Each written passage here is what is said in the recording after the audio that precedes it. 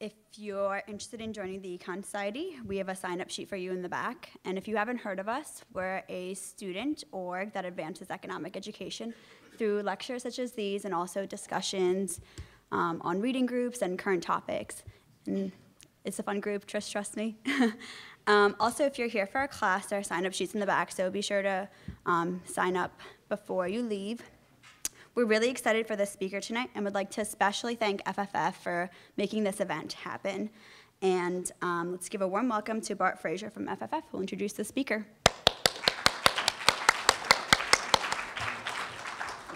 Thank you. Good evening. Well, welcome to the last installment of the Economic Liberty Lecture Series for the fall semester here.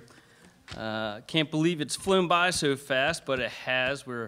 We're on our third lecture, and I was thinking about it on the drive here to campus tonight. And one thing I don't think that gets stressed enough is that this program, this lecture series, is a joint venture. You see the Future of Freedom Foundation's logo behind me here, but it really could not happen without the GMU Economics Society. Folks like Leah help them put this together and get students like you interested in coming and learning about libertarian philosophy, economics, and liberty. So if you're not a member of the Economics Society already, you're a student here, please join. It's one of the best clubs on campus here, and it'd be time well spent.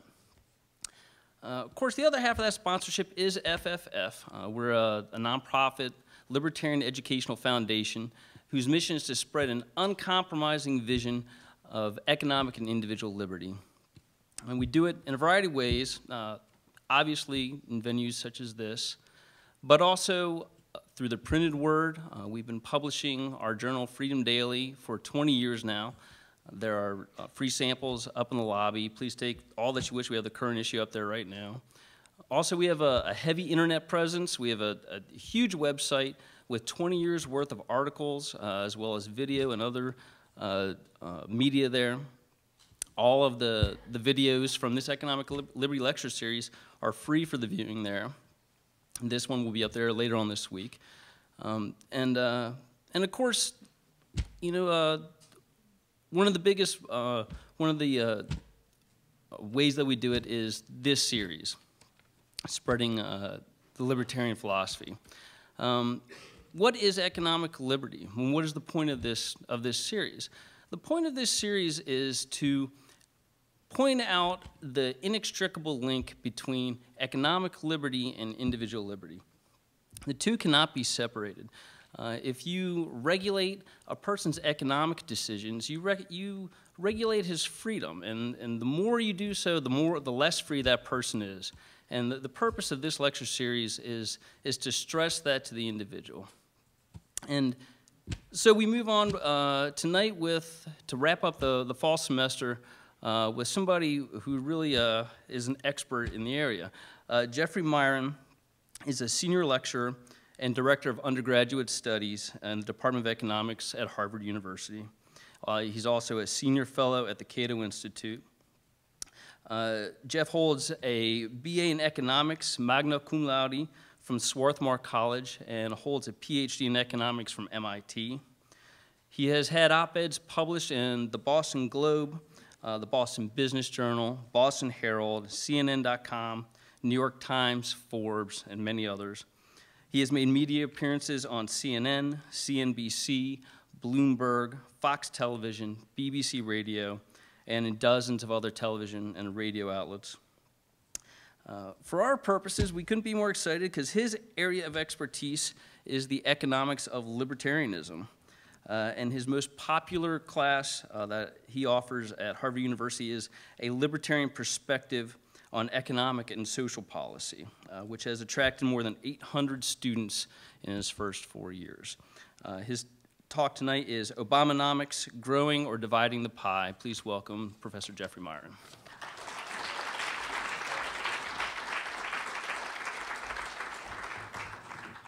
Good evening. Thank you for coming. As Bart just said, my title is Obamanomics, Growing the Pie or Dividing the Pie. And the goal of my comments is to provide an assessment of President Obama's policies for roughly first 2 years in office. So to do that, I want to start with the following observation. When the president took office, he was in an unusual situation. He had an exceptionally bad economy by any standard. He had exceptionally high expectations for what he could accomplish, okay, having garnered support from a fairly wide swath of the American electorate. There was a lot of hope and trust in Obama, not just from Democrats, but from independents and even the few sort of moderates, conservatives, Republicans. Okay? He had a completely Democratic Congress. He had basically control of the entire federal government. The bad economy and the high expectations, of course, okay, posed a challenge, but the hope and the trust in the Democratic majority provided an opportunity. So the question was, how was the president going to use that unusual initial condition, that unusual situation, the opportunity he was given by starting off with such a surfeit of goodwill? One option would have been to push policies that everybody knows are unpopular, but everybody also knows are necessary, okay, but that most politicians don't want to touch because they're up for re-election soon, because they know they're going to get a lot of pushback, and so on. Okay? Most importantly, for the U.S. right now, that would mean reforming entitlements, and reform, of course, is one of those words that's overused. I mean to say shrinking entitlements. Okay? That's clearly what the U.S. needs to do most importantly to take care of its economic future. He could have, perhaps, relied on all this goodwill, on all this trust, on having a solid majority in both houses, on having 4 years before he had to stand for re-election, to have pushed through some very unpopular but obviously necessary changes. Okay? A second option would have been, okay, to use the crisis to ram through lots of policies that would be very popular with Democratic constituencies, but that in fact did little, if anything, to improve the functioning of the economy, in many cases might even have harmed the functioning of the economy, the efficiency of the economy, but that would be popular with his base, or more broadly with the Democratic base. Okay? In other words, he could have focused on redistribution, paying off contributors in one way or another, rewarding Democratic interest groups, or he could have focused on efficiency, okay, on growing the pie instead of just dividing the pie. Okay? So the theme of my remarks is that the Obama administration has consistently, time after time after time, focused on the second possible approach, on redistribution over efficiency, on dividing up what we have as opposed to trying to make the pie bigger. Now, of course, the administration has frequently suggested that its policies were good for everyone, or good for improving the economy, or good for ending the recession, or other things like that. In some cases, there are reasonable arguments, okay, on their side, although I don't think they're particularly convincing arguments overall. Nevertheless, if you look at the whole swath of policies, okay, they're incredibly difficult to defend as pro-growth, as pro-efficiency or productivity. Okay? This applies widely to the fiscal stimulus, to Obamacare, to the bailouts, to policies toward Wall Street, cap and trade, so on and so forth. So the administration's choices demonstrate a consistent commitment to redistribution rather than growth, okay? And that's a very, very sad outcome. So I'm going to try to make this case by looking at the specifics, by going through several of the policies that have been enacted in the last couple years, okay, in a little bit of detail. And then with that as background, I'll turn to what I think the prospects are for the U.S. economy going forward. So the first main policy that was enacted, and certainly one of the very important policies in the administration's first 2 years, was the fiscal stimulus. Okay? When Obama took office, we'd already had serious recession going on for at least a year. The Fed had already lowered interest rates essentially to zero. Okay? Most people thought that the Fed was out of ammunition, couldn't do anything else. Of course, Chairman Bernanke now thinks differently. It has still another option. But at the time, there was a fairly broad consensus that there wasn't much more to be gotten out of monetary policy. So consistent with sort of conventional textbook macroeconomics, the administration turned to fiscal stimulus. Now, what exactly is fiscal stimulus? Okay? It's important to ask that carefully and calmly to be able to assess exactly what the administration and the Congress did. Okay? Fiscal stimulus is due to John Maynard Keynes and many, many other economists who developed it since then.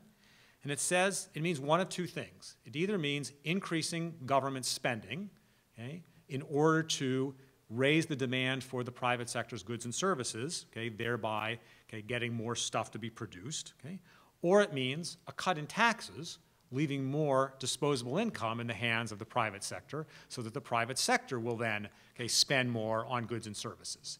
And in either case, the idea is that by having more income in the hands of the private sector, when they go and buy stuff, that generates some additional income for the people who sold them that stuff. So those people then go spend a little bit more, and the people from whom they purchased it have a little bit more income, and so on and so forth. You get this allegedly virtuous cycle. You get a multiplier effect. So the government, by spending an extra dollar, can actually create $1.50 of GDP. Sounds pretty good. Now, in choosing a fiscal stimulus, you have to make some choices. You have to decide what you're going to spend the money on if it's going to be a spending stimulus, and you have to decide whether you're going to do a spending stimulus or a tax cut stimulus. Turns out that in the strict Keynesian logic, if you look at any standard macroeconomic textbook, it really doesn't matter. Anything you do of either of those two varieties, more spending or lower taxes, will put more income in the hands of the private sector, and they will go and spend it in this allegedly useful way. And so any kind of stimulus is good for getting an economy out of recession. What I want to explain is that from I think, a more careful and detailed perspective, the structure of a stimulus matters a great deal, and that the administration got it backwards. And to see why the structure probably does matter a huge amount, that it matters whether it's spending increases or tax cuts, let's think first about the spending side. Advocates of a spending stimulus actually make two different arguments, and they're frequently very vague or inconsistent or sort of almost deliberately gloss over the details as to exactly which of the two arguments they're making. One argument says, we should have higher government spending because there's lots of good stuff the government could be doing. They're making a cost-benefit argument that certain government policies are beneficial. Sometimes they're making a different argument, or what you might think of as a different argument, that says we need Keynesian spending, that is inherently worthless spending, any kind of spending on anything, because in the logic of the Keynesian model, that stimulates the economy, and we have to stimulate the economy right now to get out of the recession. So let's think about each of those two sort of kinds of logic for extra spending, in a little bit more detail. The view that the U.S. should have higher levels of government spending, independent of the recession. That is, on cost-benefit grounds.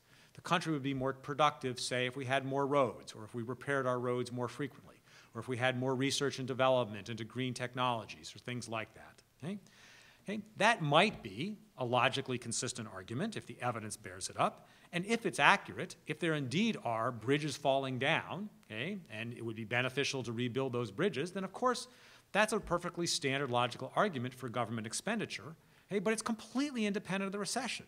When the government has positive projects that have positive ratios of benefits to cost, and they're projects that the private sector isn't going to do, well, then that is an argument for the government to do them. But it has nothing to do with the recession. My perspective is that if you analyze calmly all the things that we spent money on, there actually isn't a lot of additional spending for the government to do, and so the cost-benefit argument for the spending stimulus was not very convincing at all. So let me explain that a little bit. First, for the moment, or for today, I'm not arguing that the right amount of government spending on roads or research and development or things like that is necessarily zero. Some days I might argue that, but I'm going to leave it aside today because it's not essential for today. What we're talking about in the U.S. economy in 2009 was not whether to stop spending on roads, it was whether we needed a lot more additional spending on roads relative to where we already were. Do we need the National Science Foundation budget to be twice what it is? Not, is some amount of a National Science Foundation budget, a good thing? Clearly, having some roads, some schools, some research and development is good, but it doesn't follow that an unlimited amount of those things is always better. So we should have been cautious about calls for more spending because that takes an argument, it takes evidence. Second way to think about the cost-benefit claims, if those claims were being made for the stimulus spending, is that there are lots of reasons to think that spending can easily become excessive. Why? Because there are interest groups that always want there to be more spending.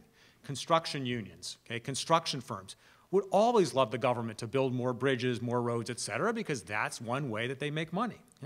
Academics would always love the government to spend more money on research because that helps provide income for academics. But that doesn't prove that it's necessarily a good thing. Teachers' unions, the education lobby would always like the government to be raising salaries for teachers, spending more money on public schools, but that doesn't tell us it's a good thing. There are clearly strong interest group politics that push us toward having too much of many kinds of government, okay? And so it's quite plausible that the ideal amount is not a lot more and may even be substantially less, okay, than we already have. Okay?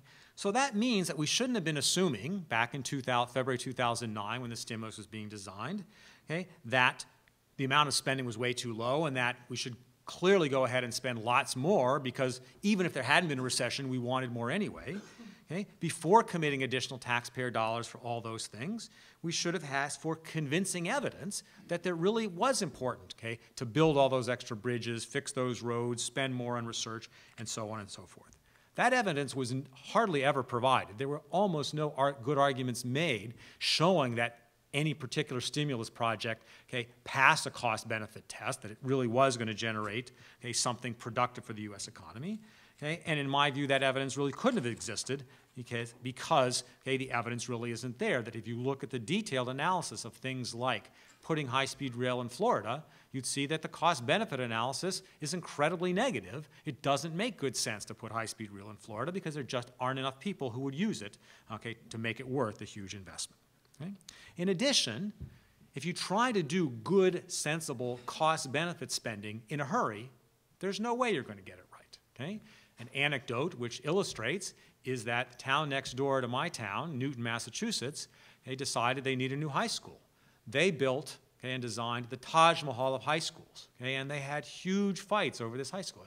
$250 or $300 million for a high school. Okay? And of course, there's a ton of things wrong with it, even though they spent all that money and even though they spent 5 years trying to do it. So the notion that there were zillions of sensible cost-benefit projects that were shovel-ready, okay, is just completely laughable on its base. We're very unlikely to choose good government projects, okay, during a crisis.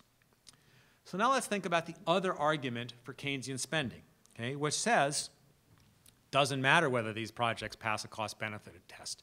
If the government pays people to make toaster ovens and throw them in the ocean, that's fine. It's good for the economy. If the government pays people to dig up ditches and then fill them back up, that's fine. It's good for the economy. Why? Because the government borrows or prints some dollars. It uses them to hire these people who are digging the ditches.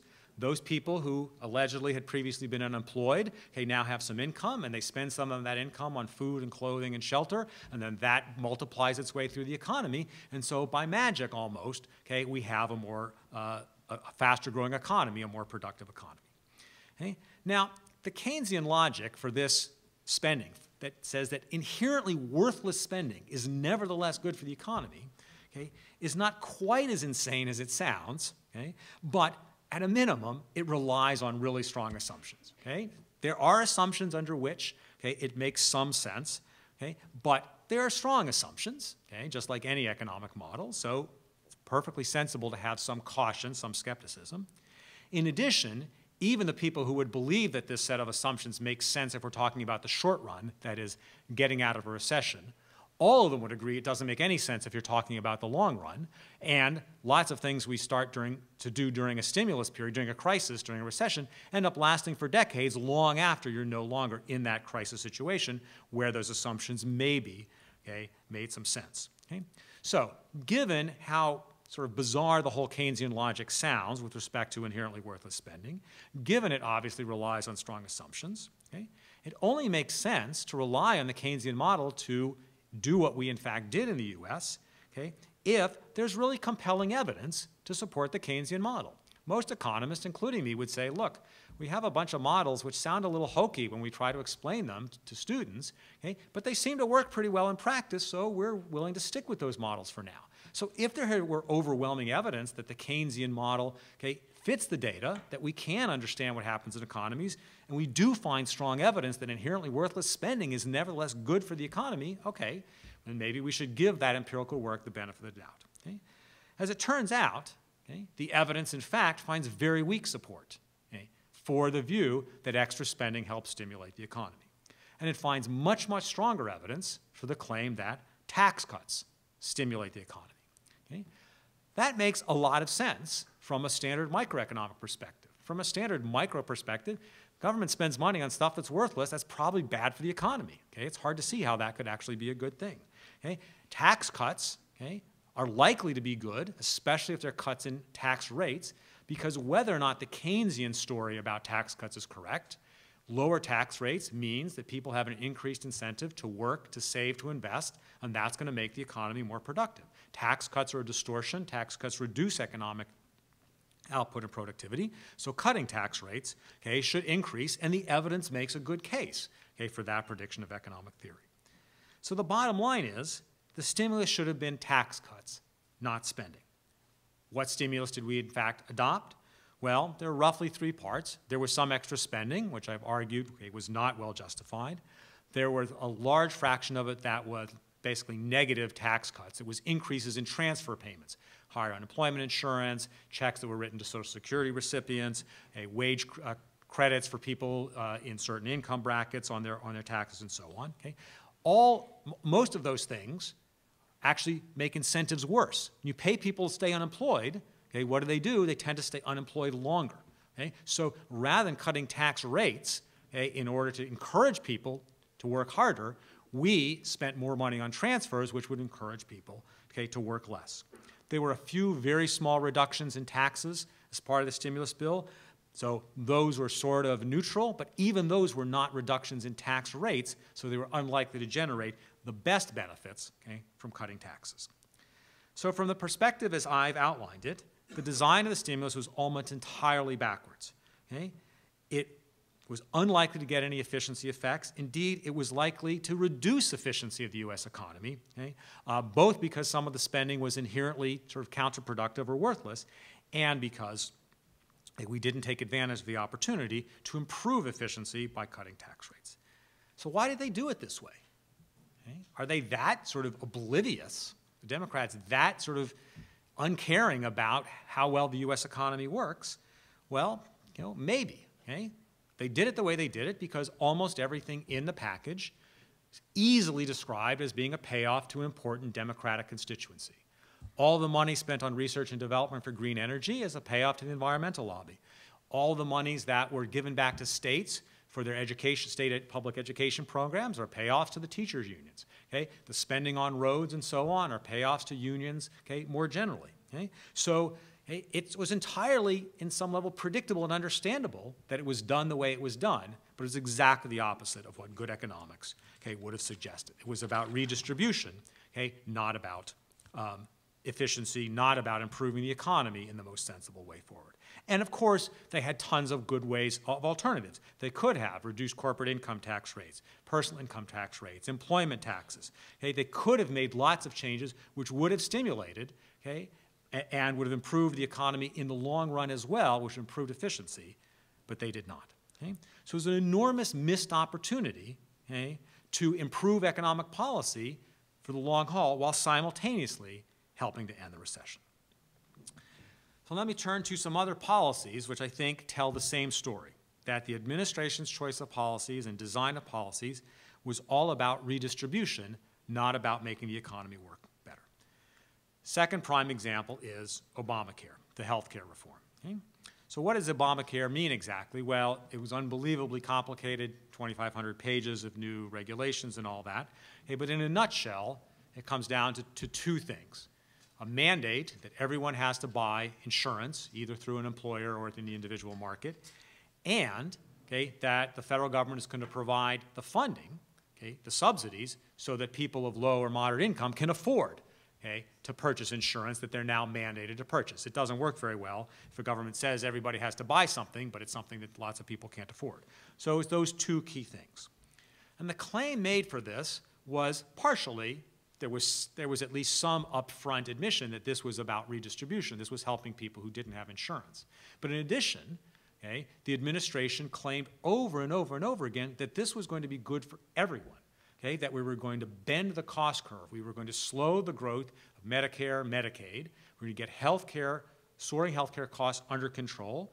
We're going to do that, okay, without eliminating or reducing existing health care or health insurance options for anyone. So it was, in effect, a free lunch. Okay? A bunch of people get health insurance who didn't have it before.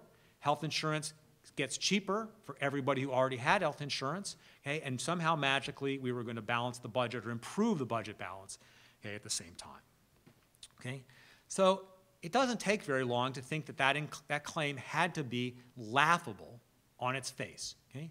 Health insurance coverage for another 30 or 40 million people is unbelievably expensive. There is absolutely no possible way that you could do that, okay, and have it save money. Okay? In fact, what is occurring, okay, is that the health care bill included a bunch of other provisions, okay, which raise enough money to try to pay for, okay, the huge new entitlement that's been created. Basically raises taxes and makes some cuts in Medicare, the two main things. Lots of other accounting gimmicks that hide the nature of the extra costs that are going to be there, and so on. Okay? The administration also made a bunch of claims about how under this new health care, we were going to see more competition in health insurance markets. We were going to use more comparative effectiveness research on what the best practice was and impose that throughout the country so we would save a lot of money because everyone would use the right kind of health care, that we would transfer health care records to electronic digital forms, and that would save tons of money and so on. Okay? All those claims, okay, don't bear up to anything remotely like sort of careful scrutiny. Okay? The arguments for cost control were totally not convincing, and the evidence doesn't back them up either. So they were cover for a huge new subsidy. Okay? Now, maybe reasonable people can have a reasonable debate about whether a rich society should provide health insurance to everyone. There's certainly a view out there that health insurance is a right, not a commodity, and so on and so forth. And so if you have a society that's rich enough to be able to afford that, that should be something that is just paid for by government. And there are other basically successful societies that do have nationalized health care and so on. So had the administration said, look, we're going to have a debate about how much more we should redistribute in the form of health insurance, okay, to make sure that there are no uninsured or hardly any uninsured in the U.S., okay, that at least would have been an honest question that people could have debated. Okay? But of course they knew that if they'd phrased it in that way, okay, most of the people who already had health insurance would have voted no because they would have understood, phrased that way, that would have meant more taxes for them. So the administration had no choice but to phrase it as being better for everyone by bending the cost curve. Okay? But that's not what it's about. It did nothing to improve the efficiency of the healthcare system, the efficiency of health insurance markets, nothing to control costs. It was only about redividing the pie, giving health insurance to people who had not previously had it. Still another example is the administration's policy on housing. Okay? One of the major things the administration tried to do was reduce the number of foreclosures. Okay? Now, it's hard to think why there would be much of an efficiency case, okay, for doing that. Most of the people in houses that were in foreclosure, at risk of foreclosure, could not afford those houses. So if you think about it from an efficiency perspective, you would say maybe those people who ended up in houses that they shouldn't have been in, or at least no longer can afford, should be moving out to smaller houses or rental apartments, and other people, and then those houses prices will come down, and then other people who were somewhat poor will now be able to afford those houses, and that will be a very sensible thing to do from the perspective of economics. Okay? So the policies, okay, to prevent foreclosures were not about improving efficiency. There was not a good argument that they would improve efficiency. They were about redistribution. They were about trying to help protect all the sort of low to moderate income households that had bought houses with subsidies from the federal government and turned out couldn't afford those houses. Okay, so it was about redistribution. Okay? In this situation, it's much worse than just the fact that it didn't improve efficiency. The policies that we've operated and the continuation of those policies via Fannie Mae and Freddie Mac and the Federal Housing Administration mean that we're still over-investing in housing. We're still building way too many houses. We still have a much too big a stock of housing. The flip side of that is that lots of the U.S. capital is invested not in productive plant and equipment, in research and development, in new ideas and new technologies and so on. It's invested in houses that are too expensive for the people living in them. So again, administration policy was trying to help a democratic interest group, the people who benefited from the government subsidy for subsidized mortgages for low-income households, rather than trying to help the economy get back to a sensible equilibrium amount of housing versus other types of infrastructure. The auto bailouts, okay, yet one more example. Initially, the Bush administration policy, actually predating Obama, was to bail out the auto industry because it was thought to be too awful to contemplate actually having a bankruptcy for GM and Chrysler, okay? And the Obama people stood by that even in the fall of 2008. So they can't just blame it on the Bush administration. Indeed, Senator Obama voted for some of this stuff. Okay? And they continue the policy once in office, okay, of bailing out GM and Chrysler, okay? And then eventually realizing, you know, no amount of bailout is going to do it. There has to be a bankruptcy. The administration engineered a bankruptcy rather than letting it go through standard bankruptcy court. So why do they intervene in that way? Well, intervention caused the creditors, the people who were owed money by GM and Chrysler, to get a lot less. Basically, the administration threatened them that they were going to get nothing, okay, if they didn't play ball. And the unions, United Auto Workers unions in particular, got a lot more. So the administration intervened, okay, in order to make sure that a Democratic constituency did well at the bargaining table at the auto bailouts and eventual sort of structured bankruptcy. There was no reason the standard bankruptcy approach couldn't have gotten to a reasonable outcome. Indeed, it would have been better because it would have, one, respected the rule of law, and two, it would have more directly addressed the crucial problem for the U.S. auto industry, which is wages that were way too high. As it happened, the United Auto Workers, the unions, had to take some hit, but they didn't have to adjust wages and compensation down as much as they should have. So the problem is going to come back in a few years, okay, because it hasn't really been addressed by the administration's intervention. Still one more example, okay, is cap and trade. Now, cap and trade has not actually been enacted. It sort of got stalled in Congress because it turned out there are a lot of Democratic senators and congressmen from coal-producing states who weren't too thrilled with cap and trade. Okay? But the administration, in fact, okay, was certainly pushing it, kind of ran out of time before the 2012 elections occurred. 2010 elections occurred. Okay? So what is cap and trade? Cap and trade is a system for allocating permits to all the different groups within an economy, power plants, factories, so on, okay, that emit carbon, okay, and to decide there's a maximum amount of carbon we want emitted, okay, set that quota, and then give permits to various people in the economy, to different power plants, for example, that give them some fraction of that quota, okay, and allow them to trade those permits in a marketplace. What are the reasons for thinking about doing something like that? Well, the standard arguments for reducing carbon emissions are, one, that we don't want to rely on foreign oil as much as we do because energy independence would allegedly be better for the U.S., national security and things like that. Two, that burning fossil fuels just generates good old-fashioned standard pollution, okay, and so we might want to try to reduce carbon emissions for that reason. And third, and this is the one that gets the most attention, carbon emissions contribute to global warming, okay, and that's allegedly a problem that policy ought to respond to. Now, I'm not going to go into whether those arguments in favor of reduced emissions, okay, are in fact, okay, convincing. Okay, I don't think they're very convincing, but take it as given for the moment that they are convincing, that there is some reason to reduce carbon emissions in the U.S. A different approach to cap and trade would have been a carbon tax. Okay? That is, anybody who buys gasoline, anybody who buys oil, anybody buys coal, has to pay a higher price because there's been a tax placed on it, and those tax revenues flow to the federal government, which then uses them either to reduce other taxes or to pay for its expenditures or pay down its debt or whatever. Now, it turns out that if a cap and trade system decides who gets the permits by auctioning them off, okay, it's identical for all practical purposes to a carbon tax, at least in a textbook setting where you could do things cleanly. The effect on the economy would be exactly the same. Okay? So you can make a case for an optimally designed carbon tax, cap and trade system, rather than a carbon tax, but actually you should say they're basically the same. Politically, of course, cap and trade sounds better because it sounds as though it's free. Of course, it's not free if it's equivalent to carbon tax. The cost it imposes on the economy is exactly the same as what the carbon tax would be.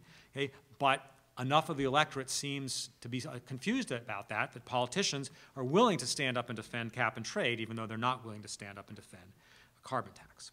But of course, the cap and trade that's sitting in Congress right now was not the ideally designed, a perfectly written cap and trade bill that auctioned off all the permits, which would then have been equivalent to a carbon tax.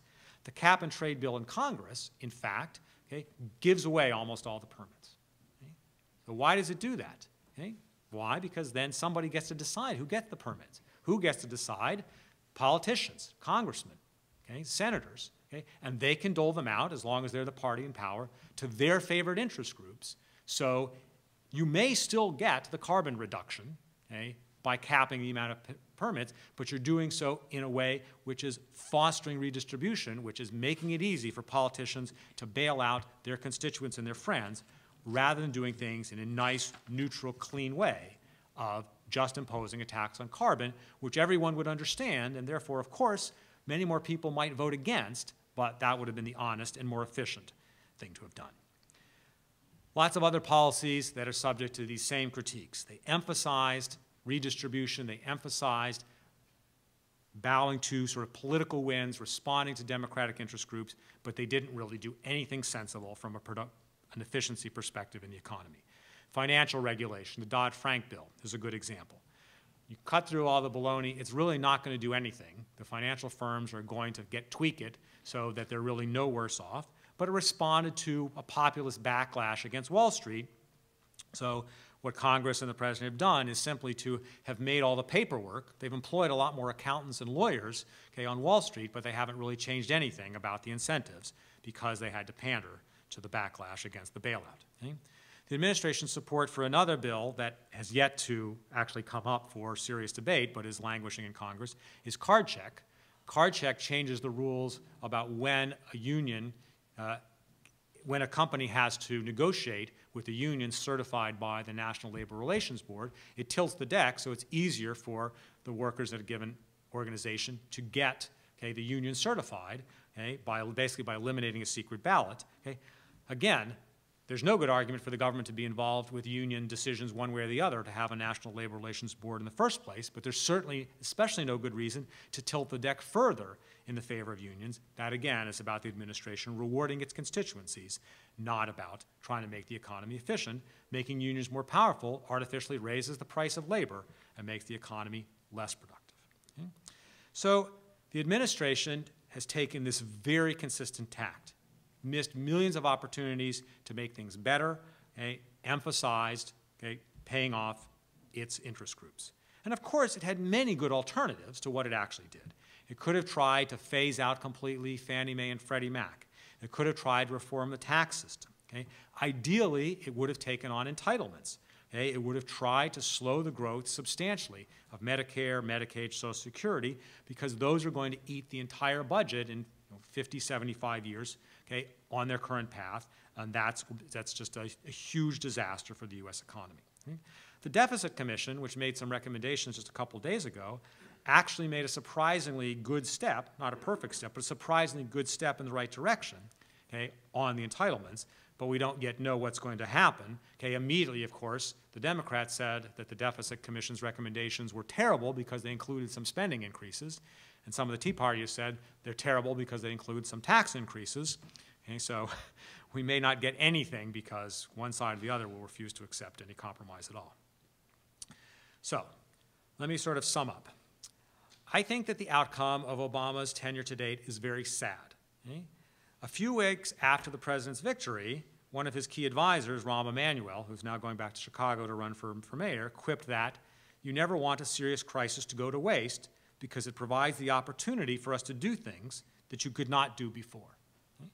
Well, that's exactly right. Okay? The administration was indeed in a position, okay, where because of its unusual political mandate, because of the goodwill that President Obama had, because of the strongly Democratic Congress, he might have been able to shove through a bunch of things that would have been very hard to do in normal times. Okay? Lowering tax rates as the way of doing the stimulus, slowing down Medicare, pushing really hard for free trade, okay? Reforming the tax code, and so on. Okay? Those all things are hard to do, okay, unless you have an unusual mandate from the voters. But instead, the administration emphasized the payoffs to the unions, to the environmentalists, to public education, and the teachers' livelihood. Likewise, the administration more generally has expanded the size and scope of government, put lots more decision-making in the hands of bureaucrats instead of in the hands of the private sector. Now, the administration's behavior and the Congress's behavior is very sad, but I would argue that it's totally understandable and predictable. They were doing what they thought, perhaps not entirely correctly, but what they thought at the time was in their self-interest. They thought, the Democrats in Congress, that what their constituents wanted was a spending stimulus, was Obamacare, and so on and so forth. Okay? Now, you might think, in my view, that politicians are just going to do what's going to get them reelected, okay, is cynical. My view, which I call Miron's law, is that it's actually impossible to be too cynical about politicians, that being infinitely cynical is just being realistic, okay? Politicians are self-motivated agents just like everybody else, and they're in the business of getting elected, so that's what they're going to do. Now, that perspective also means that expecting we're going to get a lot better policies from the Republican victories that occurred just a few weeks ago, or even if we ended up with a Republican president in 2012, that hope is probably misguided because Republicans are also politicians and they're also self-interested. George Bush and a Republican Congress, after all, gave us No Child Left Behind, gave us McCain Gold Finance bill, gave us a Medicare prescription drug benefit, gave us huge amounts of pork barrel spending and other kinds of spending. The Bush administration gave us the Troubled Asset Relief Program, the bailout. The Bush administration started the process of bailing out the auto industry and so on. So on almost every dimension, Bush administration economic policy was close to a total failure as well. Okay? So is there any hope for better policy going forward? One avenue that people talk about a lot is gridlock. Okay? If you have one party in the White House and a different party, at least in one House of Congress with control of that House of Congress, as we do now, Republicans controlling the House quite easily, maybe you get nothing new because you just get a standoff all the time, or maybe you get compromises in the direction of the few things where there is some common ground. Okay? And that sounds like it could be fairly good, at least for someone with my sort of views on policy. Okay? The Clinton presidency, okay, is an example that seems consistent with that perspective. Clinton had a Democratic Congress for his first 2 years, but then big Republican victories in '94. Okay, so the last 6 years, there was a Republican Congress. There were very few new major policies. The few things that did occur, such as welfare reform, were at least in the direction of less centralized government, smaller government, and so on. Okay? The problem right now is that not doing anything new, okay, not adopting any bad additional policies is not enough. The entitlement freight train, okay, is on a path to bankrupt the U.S. economy. Okay? If you believe the projections that the CBO and the OMB do, okay, which of course have assumptions in them. Okay? They have assumptions about how the population is going to age. They have assumptions about the rate at which the economy is going to grow. They have assumptions about the rate at which healthcare is going to continue to get more expensive and so on. But, okay, and those assumptions could turn out to be a little bit, wrong for various reasons. But they're probably not way wrong. Okay? If you believe those assumptions, the U.S. is bankrupt for sure. Okay? Absolutely 100% sure, unless we change something, and something big. In particular, you could get rid of all of the spending, all federal spending, except Medicare, and you wouldn't push back the date at which the train goes over the cliff by very many years, because Medicare is growing so much faster than the U.S. economy could ever grow that just Medicare by itself, okay, will cause this train wreck. Okay? So I don't know that one should be optimistic just because of gridlock. Okay? I'm not sure gridlock is enough. There really needs somebody with courage, somebody who's never going to run for re-election like some of the people on the Deficit Commission, okay, who will stand up and fight for the reform of entitlements that's a necessary, absolutely crucial condition for the U.S. economy, okay, to perform in a reasonable manner over the longer haul. So, on that optimistic note, let me stop and thank you for listening. Thank you very much.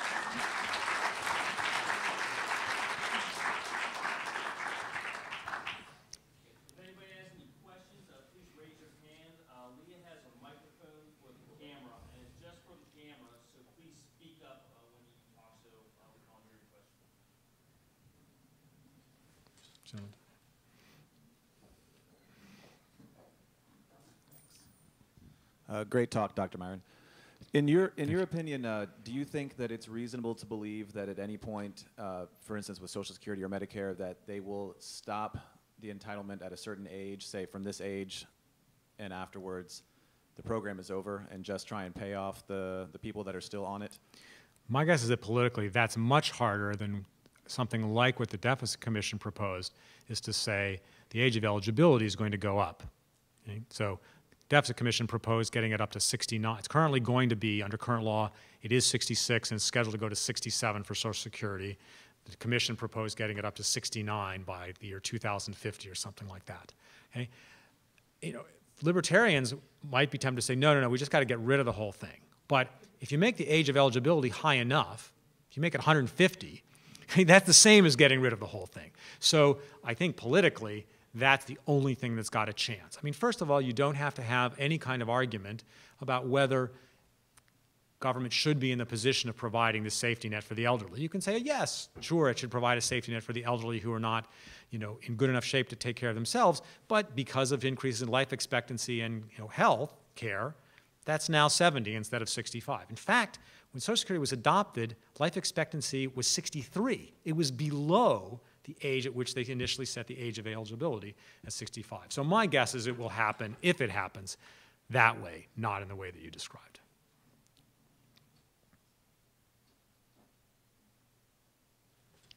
Gentleman back there.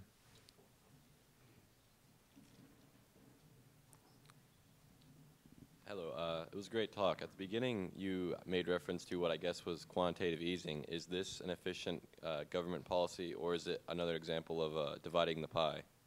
I'm not sure I would say the quantitative easing is aimed at dividing the pie. First of all, I am quite confident that the people on the board who are pushing for this, they genuinely believe that it's a better policy to help the U.S. get out of the recession faster. I disagree, but I don't have any issue with their motivations or their views. I just think they're willing to gamble because we've not really done quantitative easing of the kind that they're proposing and they're starting to do anywhere ever before, so presumably there's some risk associated with that. I think they're not putting nearly enough weight on a different view of what's wrong with the U.S. economy, which is that what's wrong is people are concerned that the administration is focused on redistribution. People are concerned that it's not going to extend the Bush tax cuts. People are concerned about all the uncertainty. People are concerned about entitlements. I think they still think the problem is liquidity, and that's something that monetary policy could try to address. But there seems to be tons of liquidity in the U.S. economy. Banks and corporations are sitting on tons of cash. If they wanted to invest, build more factories, equipment, and hire more people to work in them, they can easily do it at already very low interest rates. So I think the assessment that Bernanke and the Fed are making is off base. I think they're really understating the risk that we're going to end up with a lot of inflation and that they're not going to be able to control it once sort of it gets going. The Fed view, the Bernanke view is, right now, we don't see any evidence of inflation. We don't see interest rates going up. Okay, we have all this slack in the economy with 9.6% unemployment and so on. So there's just no reason to think of a lot of upward pressure on prices coming from lots of demand for goods and services, and we don't see evidence that prices are going up. Okay, and therefore we shouldn't worry about that. We should keep pumping in more liquidity. So I think that's mistaken for a couple reasons. One, we do see some signs of inflation. So in the last month, the 30-year bond rate has gone up like 100 basis points. Okay, that's a lot. Gold is going, sky high. That's something that seems to happen when people start to expect inflation pretty consistently. The dollar is doing, getting quite weak. That's also a reflection of all the money out there and is again generating inflation. In addition, I think that Bernanke's view is as soon as I start to see inflation, I can turn the spigot back off, I can take all this money back out, okay, and then that'll all go very smoothly. Maybe he accidentally does it 3 months too early. Maybe he accidentally does it 6 months too late. Maybe the signals that are coming from the economy about when you should be adjusting that spigot are just so noisy that it's really impossible to do it very well. I think that risk is quite serious. I guess Bernanke is more confident that he can get that just right. Yeah.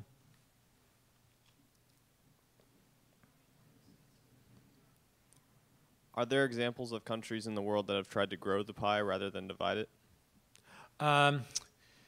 There are lots and lots of cases where countries have done fiscal stimulus. Most cases, there's some combination of spending changes and tax changes.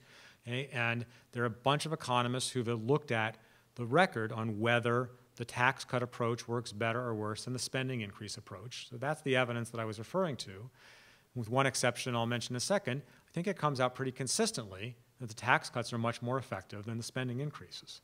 So that is consistent with my view that you should be trying to grow the pie rather than redistributing the pie. Now, every major economy has lots of policies that libertarians don't like, but the relative mix has indeed differed a substantial amount, and the record seems to suggest that tilting in the direction that I'm arguing for has in fact been beneficial.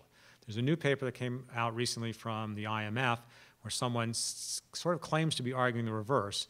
That paper is in sort of hot dispute at the moment. So, but in fairness, I mentioned that one too. All right, I'm going to throw a bit of a fun question. So if you could make one amendment to the US Constitution, or three, but let's say one for now, unless you have like a list planned, but one amendment, what would it be?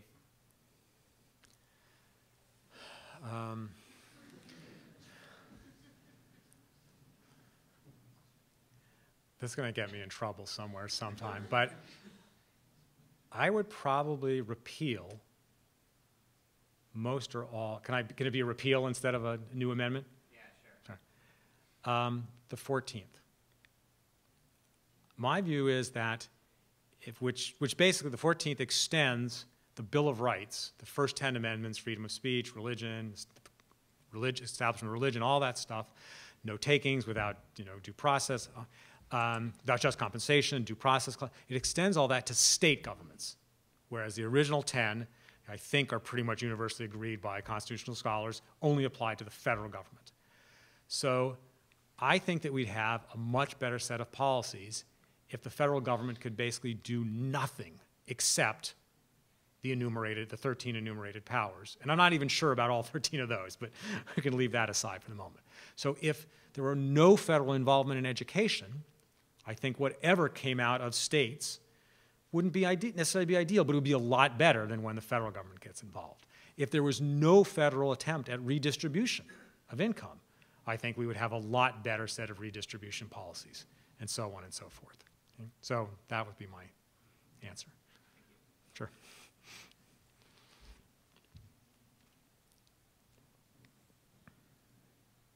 I mean, the 10th Amendment, the 10th Amendment seems to sort of strengthen the 10th Amendment would be a different thing I might have said. Make people listen to it. Make people obey the 10th Amendment, yes. Maybe you could avoid the third rail of saying you want to repeal the 14th just by saying a new amendment, the Commerce Clause doesn't cover everything, and we really mean the 10th Amendment. I agree. Right. That would be great too. That was actually an aside. But you see, I'm actually mildly skeptical about using a constitution to prevent governments from engaging in bad policies. They're probably better than nothing, but they're clearly imperfect. So I think that people who share my views have to try to convince more people to hold those views. Simply trying to get something into the Constitution is a very weak basis. I actually had a question. You had mentioned inflation expectations and the bond market yields. And a lot of people will point to the spread of bond market yields on different maturity dates as an indication that the market doesn't expect inflation anytime soon. I'm of a different opinion that the people who expect inflation simply aren't investing in treasuries. They're going after gold and other commodities, and I wondered if you could comment on that. Well, that's possible, except that if someone, I think a rational trader, anybody who has a forecast of inflation, would probably want to do both. Because if you are convinced that that inflation is going to show up, okay, then when it does, rates are going to have to go up, bond prices are going to go down, so it would also be a profitable strategy to short bonds. So I think you should see both as those inflation expectations develop. And I think that we have seen some, not dramatic. The defenders of Fed policy quantitative easing say the 10-year bond rate hasn't really moved much. But the spread between the non-inflation adjusted one and the inflation adjusted one, the non-tip spread, has gone up, I think, 30, 40 basis points in the last couple of months. And the 30-year rate has definitely gone up. So there are some indications out there. Bernanke is right that it's not totally consistent yet. But you don't necessarily want to wait until you're falling over the cliff before you decide there should have been a guardrail there. Then you should have stood behind the guardrail. So.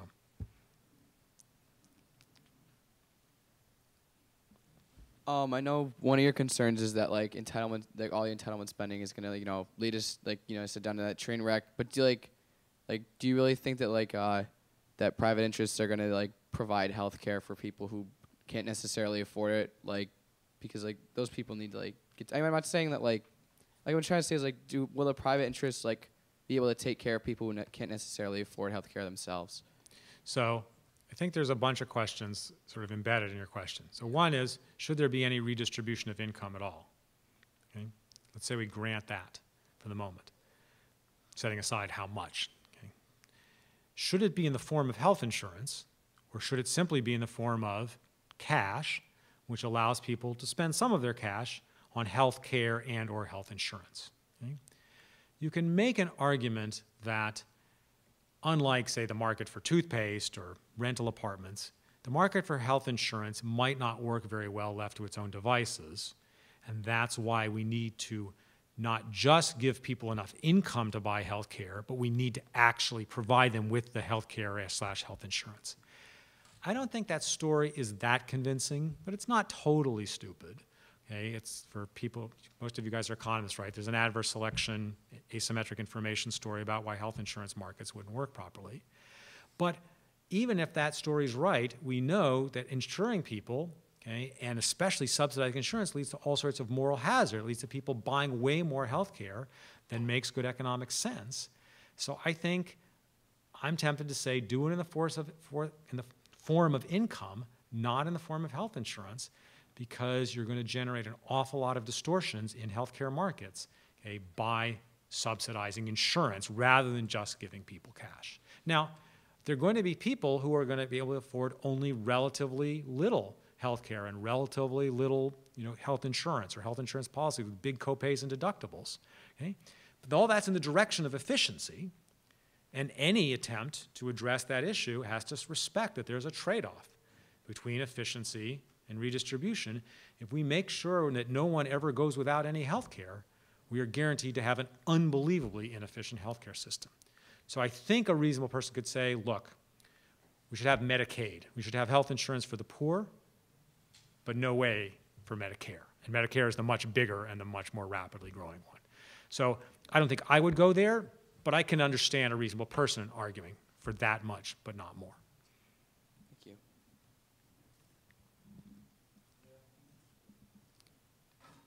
Okay, let me get this person.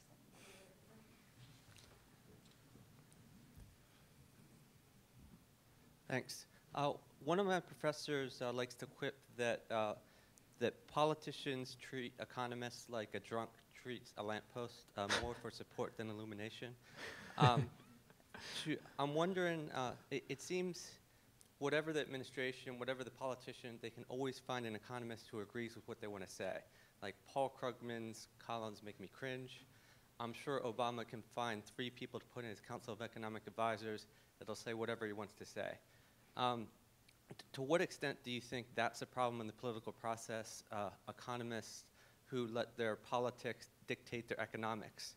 And do you think that you let your politics dictate your economics or the other way around? I guess I will let other people judge which dictates which, because that's sort of not really for me to say. I would like to believe that I hold the views on policy that I hold because the arguments and the evidence have persuaded me that those are the better policies. But I'm sure critics will think that it's the opposite.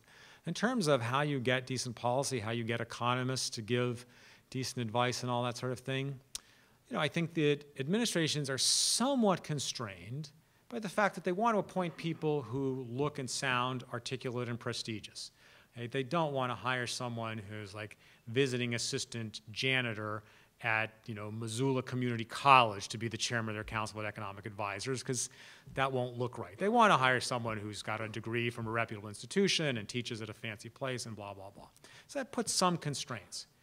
What every single person I've ever talked to says about serving in Washington, from the most lefty of my lefty friends to the most conservative of my conservative friends, is that they basically all give the president or the Congress the same advice as any other economist would give.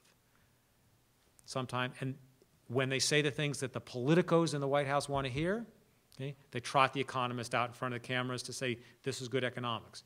When those economists say things that the politicos don't want to hear, they keep them inside the White House. So, and, so you're sort of stuck, okay? Because ultimately the politicians control what you get to say, okay, while you're still there. They also claim, again, irrespective of their political views, that if you saw the hundreds of things that we stopped, and not just the things which we implicitly put our names to, you would actually think that we were doing a lot more good than harm. Said the set of things that the politicians and the politicos in the White House propose and the congressmen propose are infinitely wackier than what actually happens. And so your role is just to try to stop the things which are train wrecks on steroids, okay?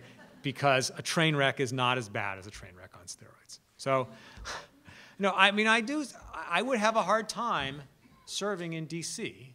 Not that anybody's ever going to ask me, okay, given my track record that it should be legal to sell crack cocaine to 8-year-olds and things like that. But I wouldn't enjoy it, I don't think, because I would be implicitly endorsing a bunch of things I wouldn't agree with. But I don't disrespect the people who do serve because I believe that they're stopping a lot more bad stuff than they're implicitly endorsing.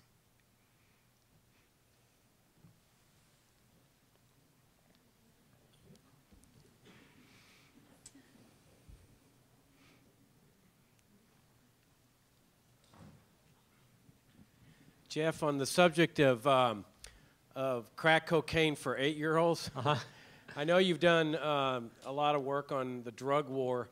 Can you comment on that and then tell us if there is some estimate of what that would save if the drug war were ditched and drugs were legalized?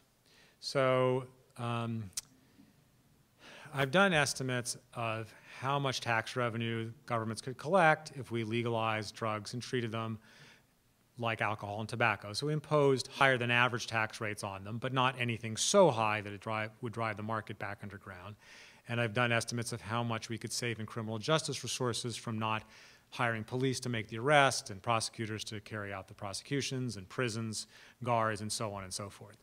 So I get a number, if we really legalized everything, every single drug, and we counted up and added together all the state and federal savings plus tax revenues, $88 billion.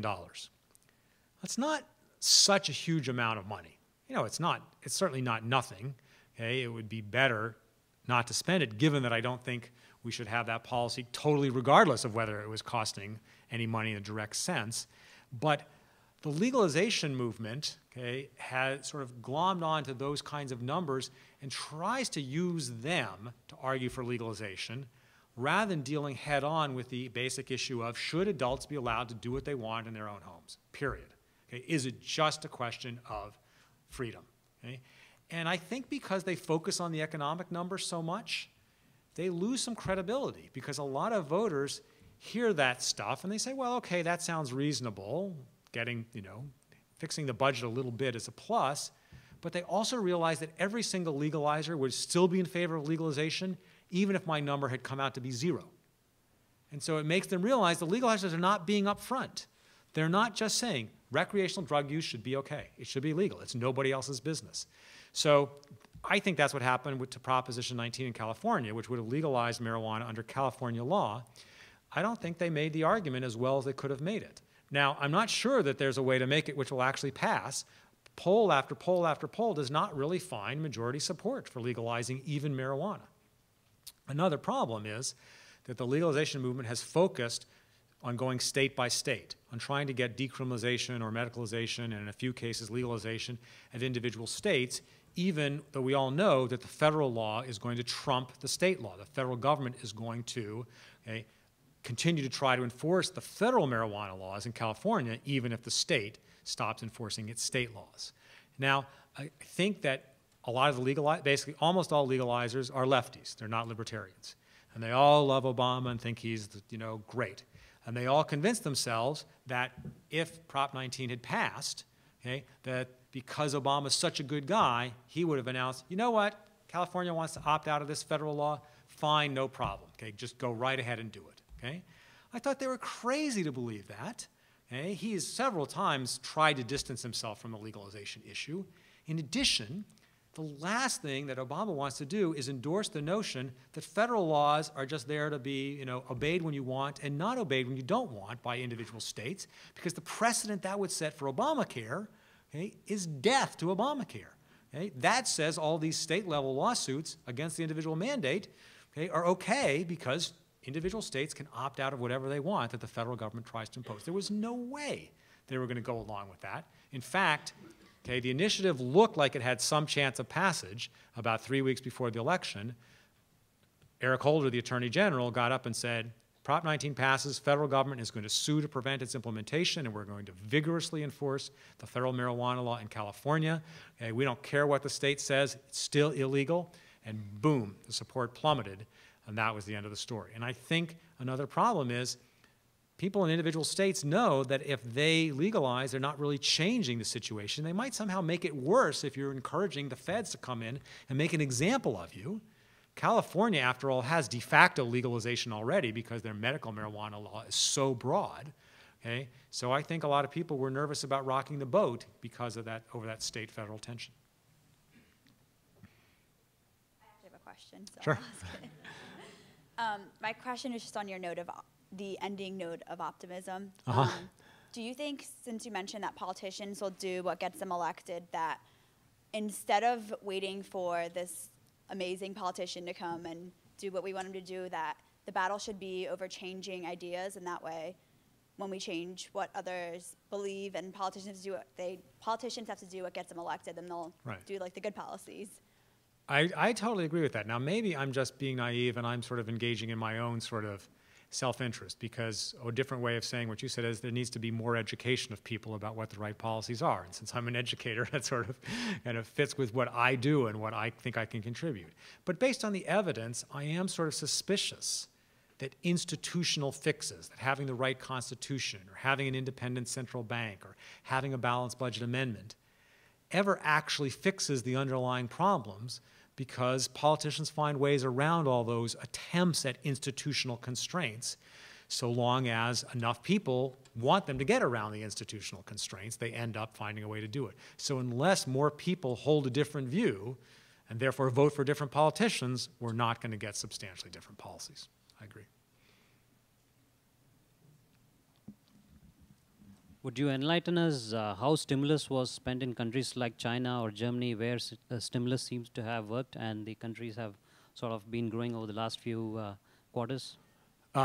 Germany did not do an especially large stimulus. Okay? So that's consistent with the view that you don't need a lot of spending stimulus to get out of a recession. Now, there are lots and lots of other things that were different between the two countries. Okay? China has continued to sort of invest in factories, direct industries, and so on. There seems to be a serious risk that China is in the middle of a big real estate bubble, and that they're going to look the way we looked, just 2 years ago, 3 years ago. So I would be hesitant to say that they've somehow obviously done better. They just be about to have the same sort of meltdown, okay, that we've experienced. Jeff, we have time for one more. Okay, I think there's a gentleman up here who's had his hand up for a while. I was wondering, I was hoping, could you share your opinion of the negative income tax as a way of perhaps finding a middle ground between efficiency and equity? So I think the negative income tax is certainly the most sensible way to redistribute if we're going to redistribute. Ideally, in my view, it's not a federal negative income tax. It's any state that wants to has a negative income tax. Okay? But set that aside for the moment. The beauty of a negative income tax is it would be very, very, very clear that we're guaranteeing a certain amount of income to every person in society.